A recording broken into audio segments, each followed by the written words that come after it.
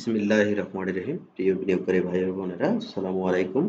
Share বাজার, শেয়ারগুলো সামনে কি গতি পাবে, অর্থাৎ আজকে আমি কিছু শেয়ার নিয়ে কথা বলবো যে শেয়ারগুলো সামনে গতি পাবে কি পাবে না, এমন কিছু বিষয় নিয়ে প্রথমে জানিয়ে দেব সতর্কবার্তা। এই চ্যানেলের মাধ্যমে কাউকে শেয়ার বাই অথবা সেল করতে উৎসাহী করে না।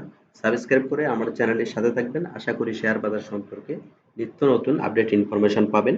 আপনারা জানেন শেয়ার বাজার একটি ঝুঁকিপূর্ণ মাধ্যম, সো এখানে বুঝে শুনে নিজ ইচ্ছায় বিনিয়োগ করবেন, কারো কথাতে বিনিয়োগ করবেন না।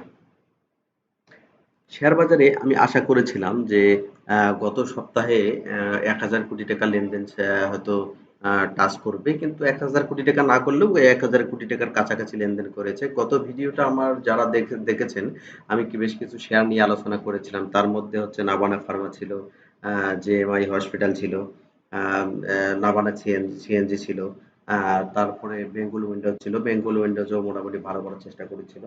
তো সব মিলিয়ে আপনারা জানেন যে মার্কেটে পজিটিভ, এই মার্কেটের ইনডেক্স পজিটিভ এবং লেনদেনও বৃদ্ধি পাচ্ছে, এবং এর কিন্তু সবথেকে বেশি লেনদেন হচ্ছে ব্যাংক সেক্টরে, অর্থাৎ ফাইন্যান্সিয়াল সেক্টরে, ব্যাংক, ইন্স্যুরেন্স, এই সব সেক্টরে।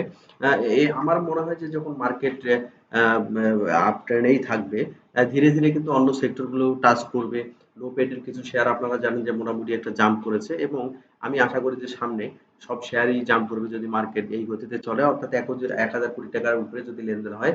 মোটামুটি ধীরে ধীরে নিচের দিকে থাকা শেয়ারগুলো কিন্তু আর নিচে থাকবে না, এগুলো মোটামুটি বেড়ে যাওয়ার পসিবিলিটি রয়েছে। আজকে আমি এমন কিছু শেয়ার নিয়েই আলোচনা করব যে শেয়ারগুলো সামনে ভালো হতে পারে আমার মনে হয়। আপনারা আপনাদের মতামত জানাবেন।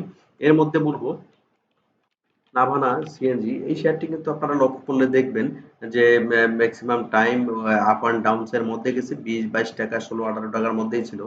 তো এখন ২২ টাকা ৫০ পয়সাতে রয়েছে। আমার কাছে মনে হয় যে এই শেয়ারটি যদি আপনার ২৮ টাকা, ২৭-২৮ টাকা ক্রস করে, তাহলে কিন্তু ভালো একটি পজিশনে যেতে পারে, এবং যারা মোটামুটি ২০ টাকার নিচে এই শেয়ারটি ক্রস করেছে, পারচেজ করেছেন, তারা কিন্তু একটু ধৈর্য ধরে থাকতে পারেন। এরপরে বলবো যে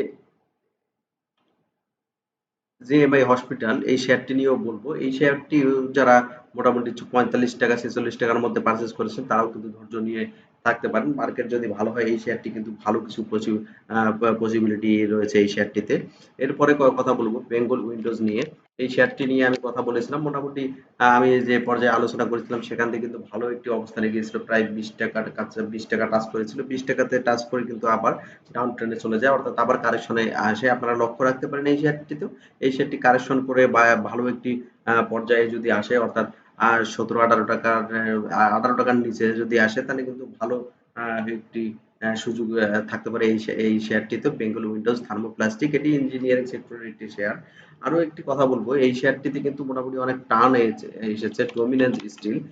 এই শেয়ারটি যারা মোটামুটি ১১ টাকার দিকে পারচেস করেছেন, তাদের জন্য ১০ ১১ টাকার দিকে পারচেস করেছেন, তারা কিন্তু মোটামুটি ভালো অলরেডি প্রফিট টেক ওভার করতে পেরেছেন। অর্থাৎ যারা ১১ টাকাও করেছেন, তারা ১২ টাকা ৭০, মানে মোটামুটি ভালো। যারা ১০ টাকায় পারচেস করেছেন, তারা কিন্তু ভালো একটি অবস্থানে রয়েছেন এই শেয়ারটিতে।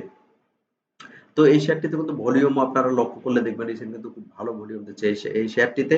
তো মার্কেট ভালো হওয়ার সাথে সাথে এই যে নিচে থাকা এই শেয়ারগুলো কিন্তু আম ভালো হওয়ার পসিবিলিটি রয়েছে। এখানে যদি মোটামুটি